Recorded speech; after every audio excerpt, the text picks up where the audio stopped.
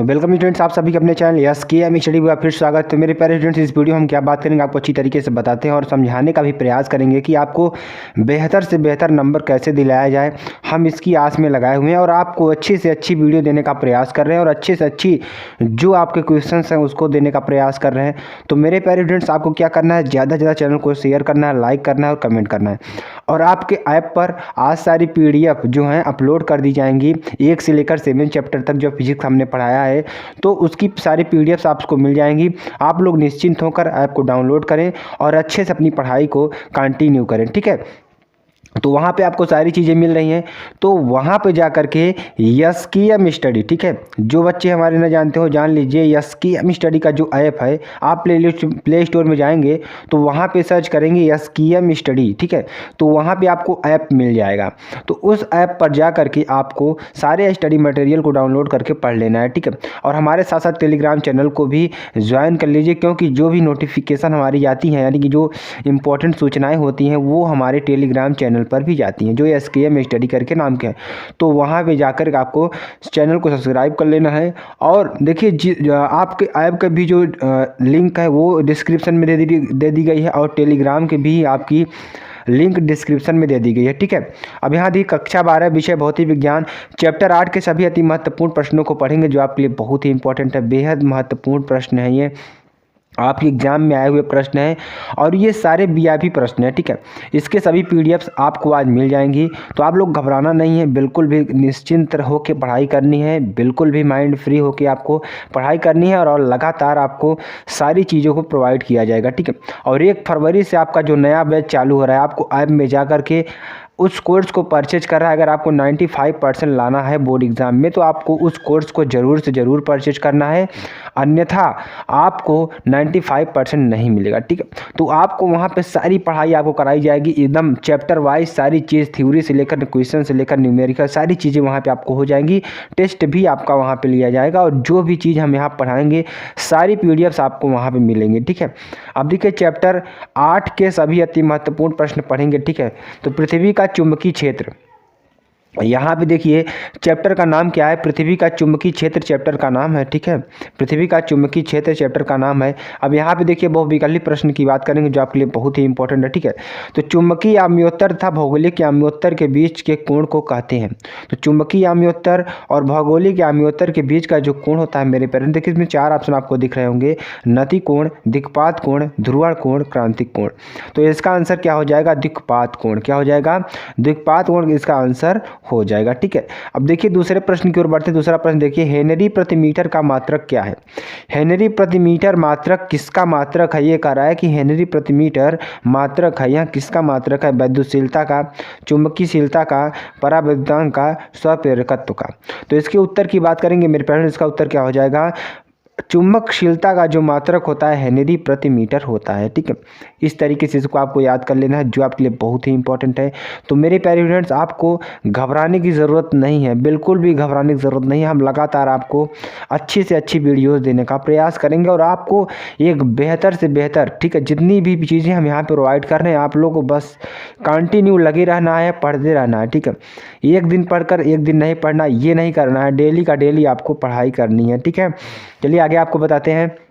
एक समान, ठीक है, एक स्थान पर नति कोण 30 डिग्री है, ठीक है। एक स्थान पर नति कोण कितना है, 30 डिग्री है, यदि पृथ्वी के चुंबकीय क्षेत्र का 36 घटक H है। देखिए क्या कर रहा है कि एक स्थान पर जिसका नति कोण क्या है, 30 डिग्री सेल्सियस है, 30 डिग्री है, तो यदि पृथ्वी के चुंबकीय क्षेत्र का जो 36 घटक दिया है, पृथ्वी का चुंबकीय क्षेत्र का जो 36 घटक दिया कितना है, H है, तो संपूर्ण चुंबकीय क्षेत्र की तीव्रता क्या होगी, संपूर्ण चुंबकीय क्षेत्र की तीव्रता क्या होगी। देखिए इसका आंसर क्या होगा, 2H/√3, ये आपको निकलता है। तो यहाँ पे हमने ये थोड़ा लंबी हो रही थी वीडियो, इसलिए आपको नहीं बताया, नहीं यहाँ पे आपको निकाल कर बताया जा सकता है, ठीक है। चलिए हम आगे आपको इसको बताने का प्रयास करेंगे, ठीक है। तो मेरे प्यारे स्टूडेंट, देखिए इस चैप्टर में बहुत छोटा सा चैप्टर है, बहुत ही अच्छी चीज़ें से आपको अच्छी तरीके से पढ़ना है और अच्छे से अच्छे यहाँ पे पूरा चैप्टर 8 के जो इम्पोर्टेंट क्वेश्चंस हैं सारे क्वेश्चंस लिए गए हैं। चैप्टर छोटा है, इसलिए आपका यहाँ पे जो चीज़ें हैं बहुत ही लिमिटेड चीज़ें दी जा रही हैं और आपको इस चैप्टर से जितने प्रश्न हम आज पढ़ा रहे हैं आपको चैप्टर नंबर 8 से, इसके अलावा कोई भी प्रश्न आपके एग्ज़ाम में नहीं पूछा जाएगा। इससे इतने ही प्रश्न बनते हैं। तो मेरे प्यारे स्टूडेंट्स, आपको ज़्यादा से ज़्यादा वीडियो को शेयर करना है, लाइक करना है, कमेंट करना है। और हमारे SKM स्टडी ऐप पर भी पढ़ाई कराई जा रही है, तो वहाँ पर जा कर के कुछ हमारे जो स्पेशल क्लासेस हैं वो भी चलाई जाती हैं आपको 95% लाने के लिए। आपके लिए यहाँ पर बहुत ज़्यादा मेहनत की जा रही है। तो आपको SKM स्टडी ऐप को डाउनलोड करना है, वहाँ पे जाकर के कोर्स को परचेज करना है और अच्छे से पढ़ाई को सुचारू रूप से कंटिन्यू करते रहना है, ठीक है। तो मेरे पेरेंट्स, चलिए आगे चलते हैं, आगे आपको क्वेश्चंस को बताते हैं। तो अब चलते हैं अति लघुत्तरी प्रश्न की ओर, जो आपके लिए बहुत ही इंपॉर्टेंट है, ठीक है। तो अति लघुत्तरी प्रश्नों को पढ़ेंगे जो आपके लिए बहुत ही इंपॉर्टेंट है। तो एक धारा लूप चुंबकीय द्विध्रुव की भांति कैसे व्यवहार करता है। एक धारा लूप है जो चुंबकीय द्विध्रुव की भांति कैसे व्यवहार करता है। कोई धारा लूप है हमारा, तो वह चुंबकीय द्विध्रुव की भांति कैसे व्यवहार कर सकता है। तो देखिए, जब धारावाही लूप को एक समान चुंबकीय क्षेत्र में रखा जाता है, किसमें, एक समान चुंबकीय क्षेत्र में रखा जाता है, तो इस पर एक परिणामी बलयुग्म आघूर्ण कार्य करता है। इस पर क्या करता है, एक परिणामी बलयुग्म आघूर्ण कार्य करता है, ठीक है। यानी कि जब धारावाही कुंडली को यानी धारावाही लूप को जब एक समान चुंबकीय क्षेत्र में रख दिया जाता है, मेरे फ्रेंड देखिए, इसे हमारा कोई चुंबकीय क्षेत्र है, यहाँ पे देख लीजिए, मान लेते हैं हमारा ये क्या है, हमारा चुंबकीय क्षेत्र है। अब हम इसमें किसी कुंडली को धारावाही लूप को अगर हम रख देते हैं, तो अगर इस धारावाही लूप को हम रख देते हैं तो इस पर एक परिणामी बलयुग्म आघूर्ण कार्य करने लगेगा, ठीक है। परिणामी बलयुग्म आघूर्ण कार्य करने लगेगा, तो यही व्यवहार एक चुंबकीय द्विध्रुव कहलाता है। जब इस पर एक बल लगने लगेगा तो इसे हम क्या कहते हैं कि चुंबकीय द्विध्रुव कहलाता है, ठीक है। चलिए आगे बात करते हैं अगले प्रश्न की, जो आपके लिए बहुत ही इंपॉर्टेंट है, ठीक है। तो ऐसे प्रश्न को पढ़ना आपके लिए बहुत ही इंपॉर्टेंट हो जाता है। तो चलिए आगे पढ़ते हैं अगले क्वेश्चन को, चुंबकीय आम्योत्तर की, ठीक है। सॉरी स्टूडेंट, चुंबकीय आम्योत्तर की परिभाषा दीजिए। चुंबकीय आम्योत्तर क्या होता है, उसकी परिभाषा आपको देनी है। तो ये प्रश्न बहुत बार पूछा गया प्रश्न है, इसलिए आपके सामने यह प्रश्न लाया गया है, ठीक है। तो ऐसे प्रश्नों को पढ़ना आपके लिए बेहद ही इंपॉर्टेंट हो जाता है मेरे प्यारे स्टूडेंट्स, ठीक है। तो चुंबकीय आम्योत्तर की परिभाषा क्या होती है, किसी स्थान पर, ठीक है, किस पर, किसी स्थान पर अपने गुरुत्व केंद्र से, ठीक है, कहाँ से, किसी स्थान पर अपने गुरुत्व केंद्र से स्वतंत्रता पूर्वक लटके हुए चुंबक के अक्ष से गुजरने वाला ऊर्ध्वाधर तल चुंबकीय आम्योत्तर कहलाता है। देखिए क्या कह रहा है कि किसी स्थान पर, कोई स्थान है, अपने गुरुत्व केंद्र से स्वतंत्रतापूर्वक लटके हुए, ठीक है, अपने गुरुत्व केंद्र से क्या हो रहा है, स्वतंत्रतापूर्वक लटका हुआ है, और चुंबक के अक्ष से गुजरने वाला ऊर्ध्वाधर तल, जो चुंबक का अक्ष है, अक्ष से गुजरने वाला, ठीक, अक्ष से गुजरने वाला जो ऊर्ध्वाधर तल होगा, चुंबकीय आम्योत्तर कहलाता है, ठीक है। बस यही इसकी परिभाषा है जो आपके लिए बहुत ही इंपॉर्टेंट है। तो मेरे प्यारे स्टूडेंट, ऐसे प्रश्नों को पढ़ते रहना है आपको, ठीक है। हम जो प्रश्न यहाँ पे प्रोवाइड कर रहे हैं आपको लिख लेना है, और थोड़ा तबीयत डाउन होने की वजह से थोड़ा आवाज़, अगर आपको थोड़ा आवाज़ में कोई परेशानी हो तो आप कमेंट कर जरूर बता सकते हैं, ठीक है। चलिए अगले प्रश्न की ओर चलते हैं। अगला प्रश्न देखिए क्या है यहाँ पे, ठीक है। दिक्पात कोण से क्या तात्पर्य है, यहाँ बात करेंगे द्विपात कोण से क्या तात्पर्य है। तो देखिए, किसी स्थान पर चुंबकीय आम्योत्तर, जो द्विपात कोण होता है, किसी स्थान पर चुंबकीय आम्योत्तर तथा भौगोलिक आम्योत्तर के बीच न्यून कोण को क्या कहते हैं, द्विपात कोण कहते हैं। देखिए हम यहाँ पे क्या बात कर रहे हैं कि किसी स्थान पर चुंबकीय आम्योत्तर तथा भौगोलिक आम्योत्तर के बीच न्यून कोण को द्विपात कोण कहते हैं। इस तरीके से इसको याद कर लेना है। तो इस तरीके से आपको इसको याद कर लेना है, जो आपके लिए बहुत ही इंपॉर्टेंट है, ठीक है। देखिए आगे हम बात करेंगे नति अथवा नमन कोण से आप क्या समझते हैं। नति कोण से और नमन कोण से आप क्या समझते हैं, ठीक है। देखिए किसी स्थान पर चुंबकीय आम्योत्तर में जो नति कोण होता है, पहले उसके बारे में समझेंगे, फिर नमन कोण क्या होता है उसके बारे में समझेंगे, ठीक है। देखिए किसी स्थान पर चुंबकीय आम्योत्तर से, कि कोई स्थान है जहाँ पर चुंबकीय आम्योत्तर में, ठीक है, चुंबकीय आम्योत्तर हमने आपको बताया कि देखिए जब किसी चुंबक को हम लंबवत लटका देते हैं तो उसके लंबवत, ठीक है, लंबवत जो चुंबक के अक्ष के लंबवत जो रेखा गुजरती है उससे हम क्या कहते हैं, चुंबकीय आम्योत्तर कहते हैं, ठीक है। इस तरीके से आपको याद कर लेना है। तो देखिए चुंबकीय आम्योत्तर में स्वतंत्रता पूर्वक लटकी हुई चुंबकीय सुई की अक्ष द्वारा, किसके द्वारा, चुंबकीय सुई की अक्ष द्वारा क्षैतिज दिशा से बनाया गया कोण, किसके, क्षैतिज दिशा से बनाया गया कोण उस स्थान पर नति कोण अथवा नमन कोण कहलाता है। क्या कहलाता है, उस स्थान पर नति कोण या नमन कोण कहलाता है। ठीक है, इस तरीके से आपको इन प्रश्नों को याद कर लेना है और पढ़ लेना है, जो आपके लिए बेहद ही इंपॉर्टेंट है मेरे प्यारे स्टूडेंट। ठीक है, तो ऐसे प्रश्न आपके लिए बहुत ही इंपॉर्टेंट हो सकते हैं। आपको ऐसे प्रश्नों को पढ़ना आपके लिए बहुत ही इंपॉर्टेंट है, मोस्ट इंपॉर्टेंट है। ठीक है, देखिए अगला प्रश्न क्या है कि नति कोण का अधिकतम मान क्या है। जो नति कोण हमारा होता है उसका अधिकतम मान कितना हो सकता है, यह किन किन स्थानों पर होता है। जो हमारा नति कोण होता है अधिकतम मान क्या है, यह किन किन स्थानों पर होता है। ठीक है, तो नति कोण का अधिकतम मान 90 डिग्री होता है। कितना होता है, 90 डिग्री होता है, जो पृथ्वी के उत्तरी व दक्षिणी चुंबकीय ध्रुवों पर होता है। कहाँ होता है, जो पृथ्वी के उत्तरी व दक्षिणी चुंबकीय ध्रुवों पर होता है। इसको आपको याद कर लेना है। देखिए हमने आपको प्रश्न क्या बताया कि नति कोण का अधिकतम मान क्या है। नति कोण का अधिकतम मान क्या होता है, 90 डिग्री होता है, और जो पृथ्वी के उत्तरी व दक्षिणी ध्रुवों पर होता है। इतना आपको याद कर लेना है। चलिए आगे आपको बताते हैं। आगे जो प्रश्न है बहुत ही इंपॉर्टेंट है। पृथ्वी के उत्तरी व दक्षिणी ध्रुवों पर नमन कोण का मान कितना होता है। तो पृथ्वी के उत्तरी और दक्षिणी ध्रुवों पर नमन कोण का मान कितना होता है। तो देखिए पृथ्वी के उत्तरी व दक्षिणी ध्रुवों पर नमन कोण का मान 90 डिग्री होता है। कितना होता है, थीटा बराबर हमारा 90 डिग्री होता है। चुंबकीय सुई ऊर्ध्वाधर खड़ी हो जाती है। जहाँ पर क्या होता है कि चुंबकीय सुई जो होती है हमारी वो ऊर्ध्वाधर क्या होती है, खड़ी हो जाती है। देखिए मेरे प्यारे स्टूडेंट्स, आपको अगर बेहतर से बेहतर और पढ़ाई करनी है तो आपको SKM स्टडी चैनल पर आपको कोर्स को ज्वाइन कर लेना है। वहाँ पर आपको सिर्फ 2 महीने मेरे प्यारे स्टूडेंट्स आपको सारे कोर्स, यानी कि आपका फिजिक्स है आपका, इसके एकदम बेसिक से लेकर लास्ट तक के सारी चीज़ों को हम कवर करा देंगे। हमको कितना भी समय लगे, कोई भी टाइम लगे, हम आपको वहाँ पे कंप्लीट करा देंगे सिर्फ आपके लिए। ठीक है, अगर आपको कोर्स परचेज करना है तो आपको वहाँ पर जा कर के कोर्स को परचेज कर लेना है। वहाँ पे आपको सारी चीज़ें क्लियर हो जाएंगी, कितने का मिलेगा कितने का नहीं मिलेगा।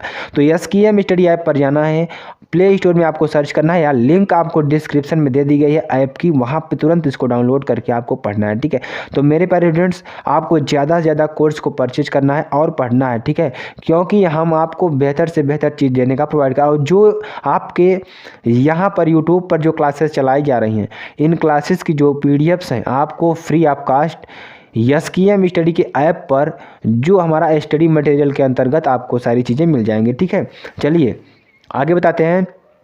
किसी स्थान पर पृथ्वी के चुंबकीय क्षेत्र के, ठीक है, किसी स्थान पर पृथ्वी के चुंबकीय क्षेत्र के क्षैतिज एवं ऊर्ध्व घटक एक दूसरे के बराबर हैं, उस स्थान पर नमन कोण का मान क्या होगा। अगर हम बात करते हैं क्षैतिज घटक और ऊर्ध्वाधर घटक की, दोनों क्या है हमारे, बराबर है। अगर बराबर हैं तो थीटा क्या होगा, उस स्थान पर जो नमन कोण होगा उस नमन कोण का मान क्या होगा। यदि नमन कोण क्या है, थीटा है हमारा, क्या है, नमन कोण क्या है, थीटा हो, तो tan थीटा बराबर क्या हो जाएगा, V/h क्या हो जाएगा, V/h हो जाएगा, यानी कि V बराबर h के हो जाएगा, यानी कि tan थीटा बराबर 1 हो जाएगा। 1 किसका होता है, tan 45 अंश का मान, और थीटा बराबर कितना हो जाएगा, 45 डिग्री यहाँ से निकल कर आ जाएगा, जो आपके लिए बेहद ही इंपॉर्टेंट है। तो मेरे प्यारे स्टूडेंट्स, इसको भी आपको अच्छी तरीके से पढ़ना है। अगर आपको नहीं समझ में आता तो कमेंट करके बता सकते हैं, हम आपको अगली वीडियो में इससे बेहतर समझाने का प्रयास करेंगे। आई होप आपको समझ में आ ही गया होगा। तो मेरे प्यारे स्टूडेंट्स, इसी बात पर आप लोग एक बार चैनल को लाइक कर दीजिए, शेयर कर दीजिए और कमेंट कर दीजिए। चलिए आगे आपको बढ़ते हैं और आपको आगे बताने का प्रयास करते हैं और समझाने का भी प्रयास करते हैं। ठीक है, अब आगे हम पढ़ने वाले हैं लघु उत्तरी प्रश्नों के बारे में। ठीक है, लघु उत्तरी प्रश्नों में आपको ये ज़्यादा चैप्टर बड़ा तो नहीं है, लेकिन इसमें जो क्वेश्चंस हैं बहुत ही लिमिटेड क्वेश्चंस दिए हैं। तो लिमिटेड क्वेश्चंस को ही आपको पढ़ना है, जितना भी हो सके उतना आपको पढ़ाई करनी है। ठीक है, अपेक्षित चुंबकशीलता था चुंबकीय प्रवृत्ति से से क्या तात्पर्य है। ठीक है, देखिए इसमें कई क्वेश्चंस हैं आपके, इसलिए इसको लघु उत्तरी की कैटेगरी में रखा गया। किसमें, लघु उत्तरी प्रश्न की कैटेगरी में रखा गया है। ठीक है, सॉरी स्टूडेंट्स, यहाँ पर किसमें, लघु उत्तरी प्रश्न की कैटेगरी में रखा गया। देखिए अपेक्षित चुंबकशीलता चुंबकशीलता और चुंबकीय प्रवृत्ति से आपका क्या तात्पर्य है, इसके बारे में आपको बताएंगे। तो आपेक्षिक चुंबकशीलता क्या है, देखिए सबसे पहले बात करेंगे किसी पदार्थ की चुंबकशीलता म्यू, ठीक है, किसी पदार्थ की चुंबकशीलता म्यू तथा निर्वात की चुंबकशीलता म्यू जीरो के अनुपात को आपेक्षिक चुंबकशीलता कहते हैं। यानी कि किसी पदार्थ की चुंबकशीलता और आपेक्षिक चुंबकशीलता के जो अनुपात होता है, ठीक है, यानी कि जो चुंबकशीलता है और उसके निर्वात की चुंबकशीलता, एक चुंबकशीलता होती है जहाँ पर किसी पदार्थ के माध्यम में लिया जाता है, लेकिन एक जो हमारी चुंबकशीलता होती है वो निर्वात में ली जाती है, जो इसको म्यूरे कहते हैं। इसके अनुपात को ही क्या कहते हैं, आपेक्षिक चुंबकशीलता कहते हैं। इसे हम म्यू आर से प्रदर्शित करते हैं, किससे, म्यू आर से प्रदर्शित करते हैं। देखिए यहाँ पे म्यू आर बराबर म्यू अपान म्यू जीरो, जो म्यू है चुंबकशीलता है और निर्वात की चुंबकशीलता म्यू जीरो है। यहाँ से आपको अच्छी तरीके से समझ में आ गया होगा। देखिए प्रति चुंबकीय पदार्थ के लिए mu r is greater than 1 होता है। जो अगर हम यहाँ बात करेंगे, देखिए mu r is less than 1, प्रति चुंबकीय पदार्थ के लिए क्या होता है, mu r is less than 1 होता है, और अनुचुंबकीय पदार्थ के लिए mu r is greater than 1 होता है, ठीक है, और लौह चुंबकीय पदार्थ के लिए म्यू आर इज बहुत ज़्यादा ग्रेटर देन, ठीक है, मच ग्रेटर देन 1 होता है। यानी ज़्यादा रहेगा तभी वह जो पदार्थ है उसकी तरफ क्या होगा, आकर्षित होता है।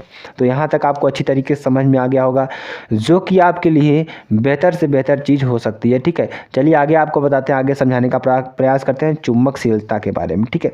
चलिए देखते हैं चुंबकशीलता क्या होती है, चुंबकशीलता को भी पढ़ लेते हैं, इसको भी आसानी से काम तमाम इसका भी कर देते हैं, ठीक है। देखिए चुंबकीय पदार्थ के अंदर यदि कोई चुम्बक है तो उस पदार्थ के अंदर, जैसे आप चुम्बक जानते होंगे, चुम्बक कभी देखे ही होंगे, तो उस पदार्थ के अंदर उत्पन्न चुंबकीय प्रेरण, अगर उस पदार्थ के अंदर जो चुंबकीय प्रेरण उत्पन्न हो रहा है बी, चुंबकन क्षेत्र की तीव्रता एच के अनुपात को पदार्थ की चुंबकशीलता कहते हैं, ठीक है। देखिए यहाँ से क्या कर रहा है कि उस पदार्थ की क्या चुंबकीय प्रेरण अंदर जो मान लीजिए कोई चुंबक है हमारा, ठीक है, यहाँ पे क्या है हमारा कोई चुंबक है। अब इस चुंबक के अंदर अगर हम क्या चुंबकीय प्रेरण भी और इसकी चुंबकीय क्षेत्र की तीव्रता एच, ठीक है, कि अनुपात को क्या कहते हैं, चुंबकशीलता कहते हैं, ठीक है। म्यू बराबर बी बाई एच, यही हमको निकालना था, जो आपके लिए बहुत ही इंपॉर्टेंट है। ऐसे फार्मूलों को बस सिंपल तरीके से आपको याद कर लेना है, ठीक है। देखिए इसका मात्रक क्या होता है, मात्रक की बात करते हैं तो वेबर प्रति एम्पियर मीटर होता है। क्या होता है, इसका मात्रक वेबर प्रति एम्पियर मीटर होता है अथवा न्यूटन प्रति एम्पियर स्क्वायर होता है। नम लोहे की चुंबकशीलता स्टील की अपेक्षा अधिक होती है। जो नम लोहा होता है, नम लोहे की जो चुंबकशीलता होती है स्टील की अपेक्षा क्या होती है, अधिक होती है, ठीक है। चलिए आगे आपको बताते हैं चुंबकीय प्रवृत्ति। चुंबकीय प्रवृत्ति किसे कहते हैं, इसको भी आपको समझाने का प्रयास करते हैं। देखिए चुंबकीय प्रवृत्ति किसे कहते हैं, चुंबकीय सुग्राहिता किसी चुंबकीय पदार्थ से उत्पन्न हुई चुंबक तीव्रता आई। देखिए जो चुंबकीय सुग्राहिता होती है, ठीक है, हमारी क्या होती है, चुंबकीय सुग्राहिता होती है। चुंबकीय सुग्राहिता किसी चुंबकीय पदार्थ से उत्पन्न हुई चुंबक तीव्रता आई, ठीक है, चुंबक तीव्रता आई तथा उससे उत्पन्न करने वाली चुंबकीय क्षेत्र की तीव्रता एच अनुपात को उस पदार्थ की चुंबकीय सुग्राहिता प्रवृत्ति कहते हैं। इसे यक्ष्यम से प्रदर्शित करते हैं, जैसे कि यक्ष्यम बराबर आई अपान एच। इस तरीके से आपको इसको याद कर लेना है। देखिए यह मात्रकहीन होती है, क्या होती है, मात्रकहीन होती है। नर्म लोहे की चुंबकीय प्रवृत्ति यक्ष्यम स्टील की अपेक्षा क्या होती है, अधिक होती है। तो इस तरीके से आपको याद कर लेना है। अब देखिए, अब आपको आता है दीर्घ उत्तरीय प्रश्न, जो आपके लिए बहुत ही इंपॉर्टेंट है। ऐसे प्रश्न आपको कहीं किसी चैनल पर नहीं मिलेंगे, आपको सिर्फ यक्ष्यम स्टडी पर ही मिलने वाले हैं। तो मेरे प्यारे स्टूडेंट, ऐसे प्रश्नों को पढ़ना भी आपके लिए बेहद ही इंपॉर्टेंट हो जाता है। तो चलिए हम आपको दीर्घ उत्तरीय प्रश्नों को भी पढ़ाते हैं, जो आपके लिए बहुत ही इंपॉर्टेंट है। देखिए दीर्घ उत्तरीय प्रश्न ऐसे प्रश्न होते हैं जो बहुत ही लेंथी होते हैं और उनको सिर्फ समझने की ज़रूरत होती है, ठीक है। अगर आप समझ गए हैं तो दीर्घ उत्तरीय प्रश्नों को करना आपके लिए बेहद ही आसान हो जाता है। देखिए पृथ्वी के चुंबकीय क्षेत्र की तीव्रता, जो पृथ्वी के चुंबकीय क्षेत्र की तीव्रता है, तीव्रता के क्षैतिज घटक, ऊर्ध्वाधर घटक तथा नमन कोण को संबंध स्थापित कीजिए। पहले प्रश्न में क्या है कि पृथ्वी के चुंबकीय क्षेत्र की तीव्रता के क्षैतिज घटक, ऊर्ध्वाधर घटक तथा नमन कोण का संबंध स्थापित कीजिए, ठीक है। अब इसमें एक प्रश्न और बनता है, उस प्रश्न को हमने नहीं लिखा है, उसको भी लिख देते हैं, ठीक है। देखिए इसी में एक प्रश्न आपको और पूछा जाएगा, अथवा में एक प्रश्न और पूछा जाएगा। वो प्रश्न क्या है, भू चुंबकत्व के, ठीक है, भू चुंबकत्व के, आपको अच्छी तरीके से लिख लेना है क्योंकि आपको बेहतर से बेहतर बताने के लिए हम प्रयास करेंगे। भू चुंबकत्व के चुंबकीय अवयव क्या है? भू चुंबकत्व के चुंबकीय अवयव क्या हैं? ठीक है, इस तरीके का प्रश्न आपको पूछा जाएगा। तो ये देखिए इसमें दो प्रश्न बन रहा है। ठीक है, आपको दोनों प्रश्नों को सॉल्व करना है। तो पहले हम इसको सॉल्व करेंगे, भू चुंबकत्व के चुंबकीय अवयव क्या है। देखिए आगे बात करेंगे, इसको समझाने का प्रयास करेंगे। भू चुंबकत्व के अवयव, तो पृथ्वी के चुंबकीय गुण, ठीक है, पृथ्वी के चुंबकीय गुण कोण भू चुंबकत्व कहते हैं। जो पृथ्वी के चुंबकीय गुण होते हैं उसको हम क्या कहते हैं? भू चुंबकत्व कहते हैं। ठीक है, क्या कहते हैं? भू चुंबकत्व कहते हैं। पृथ्वी के जो चुंबकीय गुण होता है उसे हम क्या कहते हैं? भू चुंबकत्व कहते हैं। किसी स्थान पर पृथ्वी के चुंबकत्व का अध्ययन करने के लिए जिस राशियों की आवश्यकता होती है उसे उस स्थान पर पृथ्वी के चुंबकीय क्षेत्र के अवयव कहते हैं। यानी कि जहाँ पर हमें पृथ्वी के चुंबकीय क्षेत्र की अध्ययन करने की आवश्यकता होती है उन्हें उस स्थान पर पृथ्वी के चुंबकीय क्षेत्र का अवयव कहते हैं। यानी पृथ्वी के चुंबकीय क्षेत्र के 3 अवयव माने जाते हैं। कौन कौन से अवयव हैं? चलिए हम आपको उसके बारे में बताते हैं। तो अवयव आप समझ गए ना कि जिसके द्वारा हम चुंबकीय क्षेत्र को, जिसके द्वारा हम चुंबकीय क्षेत्र का अध्ययन कर सकते हैं, पृथ्वी के चुंबकीय क्षेत्र का अध्ययन कर सकते हैं, उसे हम क्या कहते हैं? भू चुंबकत्व के अवयव कहते हैं। ठीक है, पहले नंबर बात करेंगे द्विपात कोण। क्या कहेंगे? द्विपात कोण कहेंगे। किसी स्थान पर चुंबकीय याम्योत्तर तथा भौगोलिक याम्योत्तर के बीच न्यून कोण को द्विपात कोण कहते हैं। तो किसी स्थान पर चुंबकीय याम्योत्तर तथा भौगोलिक याम्योत्तर के बीच न्यून कोण को द्विपात कोण कहते हैं। ठीक है, तो पहला अवयव ये है आपका। दूसरे अवयव की बात करेंगे तो देखिए आपका दूसरा अवयव क्या है उसके बारे में बता देते हैं। दूसरा अवयव देखिए नति कोण अथवा नमन कोण। जो नति कोण अथवा नमन कोण किसी चुंबकीय सुई को, ठीक है, किसी चुंबकीय सुई को उसके गुरुत्व केंद्र से स्वतंत्रता पूर्वक, ठीक है, किसी चुंबकीय सुई को उसके गुरुत्व केंद्र से स्वतंत्रता पूर्वक इस प्रकार लटकाया जाए कि सुई ऊर्ध्वाधर तल में घूम सके। यानी कि हम किसी चुंबकीय सुई को उसके गुरुत्व केंद्र से स्वतंत्रता पूर्वक इस प्रकार लटकाएं कि सुई ऊर्ध्वाधर तल में घूम सके, तो चुंबकीय याम्योत्तर में स्थिर होने पर सुई क्षैतिज दिशा से कुछ झुक जाती है। क्या होती है? जो सुई होती है हमारी चुंबकीय याम्योत्तर में स्थिर होने पर क्या होती है? कुछ झुक जाती है। इस स्थिति में सुई का चुंबकीय अक्ष चुंबकीय याम्योत्तर से क्षैतिज दिशा के साथ जो कोण बनाता है उसे नति कोण कहते हैं। आप एस प्रकार की एक सुई देखते होंगे जो दिशा बताने का कार्य करती है। ठीक है, यहाँ बीच में क्या लगी? सुई लगी रहती है। तो ये सुई क्या होती है? हमारी दिशा बताने का कार्य करती है। इसी सुई को क्या कहते हैं हम? एक यानी कि जो दिशा निर्धारण यंत्र कहते हैं। इसको इसके गुरुत्व केंद्र में जब लटका दिया जाता है तो चुंबकीय क्षेत्र में क्या होता है कि आपका ये कुछ झुक जाती है। जब झुक जाती है तो वहाँ पे कुछ एंगल बनता है, उस एंगल को ही हम क्या कहते हैं? नति कोण कहते हैं। ठीक है, आगे हम बात करते हैं, आगे आपको बताते हैं पृथ्वी के चुंबकीय क्षेत्र का क्षैतिज घटक। तो पृथ्वी के चुंबकीय क्षेत्र का क्षैतिज घटक किसे कहते हैं? किसी स्थान पर चुंबकीय याम्योत्तर में, ठीक है, किसी स्थान पर चुंबकीय याम्योत्तर में कार्यरत पृथ्वी के चुंबकीय क्षेत्र बी तथा जो घटक क्षैतिज दिशा में कार्य करता है उसे पृथ्वी के चुंबकीय क्षेत्र का क्षैतिज घटक एच कहते हैं। तो इस तरीके से आपको इसको याद कर लेना है। तो चलिए आगे आपको बताते हैं जो आपका संबंध निकालने के लिए दिया गया था, किसके बीच संबंध निकालने के लिए दिया गया था।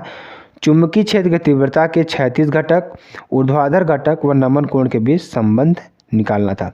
आपको इसको ध्यान से समझना होगा। बहुत ही अच्छी तरीके से हमने आपको समझाने का प्रयास करेंगे इसमें। ठीक है, तो आपको जितने भी स्टूडेंट्स हमारे जुड़े हैं लास्ट तक बने रहेंगे तभी आपको ये चीज़ें समझ में आने वाली हैं। ठीक है, अन्यथा समझ में नहीं आने वाली हैं। माना कि चुंबकीय याम्योत्तर OPQR, ठीक है, माना कि चुंबकीय याम्योत्तर OPQR तथा भौगोलिक याम्योत्तर OLMR, ठीक है, PQOR और L, ठीक है, OLMR इस तरीके से आपका दिया गया है। तो बीज कोण कितना बन रहा है, फाई कोण बन रहा है, फाई एंगल बन रहा है। तो दिक्पात कोण है, यहाँ क्या है हमारा दिक्पात कोण है, यहाँ पे जो फाई बन रहा है ये हमारा दिक्पात कोण है। चुंबकीय सुई की अक्ष OQ तथा क्षैतिज दिशा OP के बीच जो कोण बन रहा है उसे नमन कोण कहते हैं। इसके बीच देखिए जो कोण एंगल बनेगा उसे हम क्या कहेंगे, नमन कोण कहेंगे। ठीक है, ये हमारा क्या है, भौगोलिक उत्तर है, और ये हमारा चुंबकीय उत्तर है, ये भौगोलिक यामी उत्तर है, और ये चुंबकीय यामी उत्तर है। ठीक है, तो इस तरीके से आपको कर लेना है। चलिए आगे आपको बताते हैं। तो चुंबकीय सुई की अक्ष OQ, ठीक है, जो चुंबकीय सुई है इसकी अक्ष OQ पृथ्वी के चुंबकीय क्षेत्र BE की दिशा को प्रदर्शित करती है। BE को क्षैतिज तथा ऊर्ध्वाधर दो घटकों BH तथा BV में वियोजित किया जा सकता है। ठीक है, अब देखिए चित्र के अनुसार क्या होगा कि पृथ्वी के चुंबकीय क्षेत्र का क्षैतिज घटक जो निकलेगा BH बराबर BE कास थीटा। क्षैतिज दिशा में हमेशा क्या लेते हैं, कास लेते हैं, और लंबवत अगर हम बात करेंगे ऊर्ध्वाधर तो साइन लेंगे, BV बराबर BE साइन थीटा। इस तरीके से आपके दो समीकरण बन जाएंगे। अब देखिए समीकरण 1 व समीकरण 2 का वर्ग करके जोड़ देते हैं। इन दोनों समीकरण क्या करेंगे, वर्ग करके जोड़ देंगे। ठीक है, देखिए वर्ग करके में जोड़ने पर क्या मिलेगा, BE स्क्वायर कास थीटा और BE square sine square theta. ठीक है, अब BE स्क्वायर कॉमन ले लेंगे तो BE क्या हो जाएगा, यहाँ पे इसका मान 1 हो जाएगा। ठीक है, तो क्या मिलेगा, अंडर रूट BH का स्क्वायर प्लस BV का स्क्वायर। यहाँ से एक चीज़ हमें मिल जाएगी। उसके बाद देखिए समीकरण 2 को समीकरण 1 में भाग दे देते हैं, तो भाग देने पर देखिए क्या मिलेगा, BV बार BH मिलेगा, BV अपान BH, यानी कि BE sine theta upon BE cos theta बराबर क्या मिलेगा, tan थीटा, यानी कि tan थीटा बराबर tan inverse BV upon BH। इस तरीके का आपको कर लेना है। चलिए आगे आपको बताते हैं। आगे आपको कुछ मोस्ट इंपॉर्टेंट आंगिक प्रश्नों को दिए जा रहे हैं, जो आंगिक प्रश्न आपके लिए बहुत ही इंपॉर्टेंट है। तो किसी स्थान पर पृथ्वी के चुंबकीय क्षेत्र का क्षैतिज घटक, हमने आपको क्षैतिज घटक क्या बताया, BH का मान दिया है, ये हमारा क्या है, क्षैतिज घटक BH। ठीक है, हॉरिजेंटल, और जो ऊर्ध्वाधर होता है वर्टिकल होता है, तो वर्टिकल का मान कितना दिया है, इतना दिया है। तो वेबर प्रति मीटर स्क्वायर नतिकोण का मान ज्ञात कीजिए। ठीक है, यहाँ पे किसका मान, नतिकोण का मान ज्ञात करना है। तो चुंबकीय क्षेत्र का ऊर्ध्वाधर घटक क्या होता है, VV बराबर 3√3 × 10⁻⁵ वेबर प्रति मीटर स्क्वायर, और चुंबकीय क्षेत्र का जो क्षैतिज घटक है BH बराबर 0.3 × 10⁻⁴ वेबर प्रति मीटर स्क्वायर। अब यहाँ से हम जानते हैं, क्या जानते हैं, BV बराबर BH tan थीटा जानते हैं, तो यहाँ से tan थीटा बराबर BV अपान BH, तो BV का मान रख देंगे और BH का मान रख देंगे। टोटल सॉल्व करने पर √3 हमें मिलेगा। √3 किसके बराबर होता है, tan 60 अंश के बराबर होता है, तो थीटा बराबर हमें 60 अंश यहाँ से मिल जाएगा।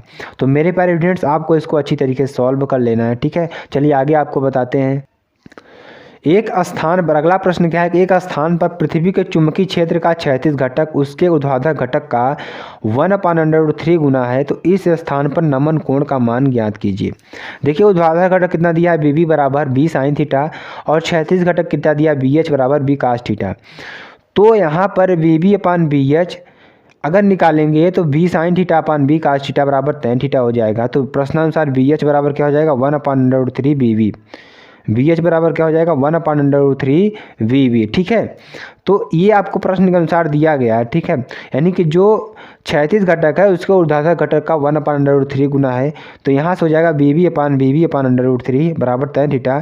तो क्या हो जाएगा, tan थीटा बराबर √3, tan थीटा बराबर tan 60 डिग्री, तो थीटा बराबर 60 डिग्री आपका निकल कर आ जाएगा। इस तरीके से आपको पढ़ लेना है। चलिए अगले प्रश्न की ओर चलते हैं। अगला प्रश्न देखिए आपके लिए बहुत ही इंपॉर्टेंट है। क्या है यहाँ, इसमें क्या दिया है, किसी स्थान पर पृथ्वी के चुंबकीय क्षेत्र के क्षैतिज घटक का मान इतना है और नमन कोण का मान इतना है, तो ऊर्ध्वाधर घटक का मान निकालना है। तो tan थीटा सिंपल सी बात है, tan थीटा बराबर BV अपान BH। तो यहाँ पर BH का मान दिया है, BV हमें निकालना है। tan थीटा का मान भी 45 डिग्री दिया है, तो BV बराबर 0.5 × 10⁻⁴ टेस्ला हो जाएगा। इस तरीके से आपको प्रश्न को सॉल्व कर लेना है। ये बहुत छोटा चैप्टर था, इसलिए यहाँ पर इतना ही इस चैप्टर से आने वाला है। तो मेरे प्यारे स्टूडेंट्स, अगर आप नए हैं चैनल को सब्सक्राइब कर लें, साथ साथ चैनल को शेयर भी कर दें, लाइक कर दें और कमेंट कर दें। देखिए मेरे प्यारे स्टूडेंट्स, आपको लिए, सुविधा के लिए आपकी पूरी तैयारी 1 फरवरी से स्टार्ट हो रही है। तो वहाँ पे जा कर के आपको कोर्स को परचेज करना है, जो आपके लिए बहुत ही इंपॉर्टेंट। अगर आप 95% पाना चाहते हैं तो कोर्स को परचेज कर लीजिए। हमें कितना भी समय लगेगा, लेकिन वहाँ पे हम कोर्स आपको अच्छी तरीके से पूरा कराएंगे। 10 वर्षों के क्वेश्चन मॉडल पेपर भी सॉल्व कराएंगे और आपका टेस्ट लेंगे, बहुविकल्पी प्रश्न कराएंगे, अति लघुत्तरी, लघुत्तरी, सभी प्रकार के प्रश्नों को, डेरिवेशन, कोई भी चीज़ वहाँ पे नहीं छोड़ी जाएगी। तो आपको जा कर के लिंक डिस्क्रिप्शन में दे दी गई है, आपको SKM स्टडी ऐप को डाउनलोड करना है और SKM स्टडी के टेलीग्राम चैनल को जाकर ज्वाइन करना है। फिर मिलते हैं नेक्स्ट वीडियो में नए टॉपिक के साथ। जय हिंद, जय भारत।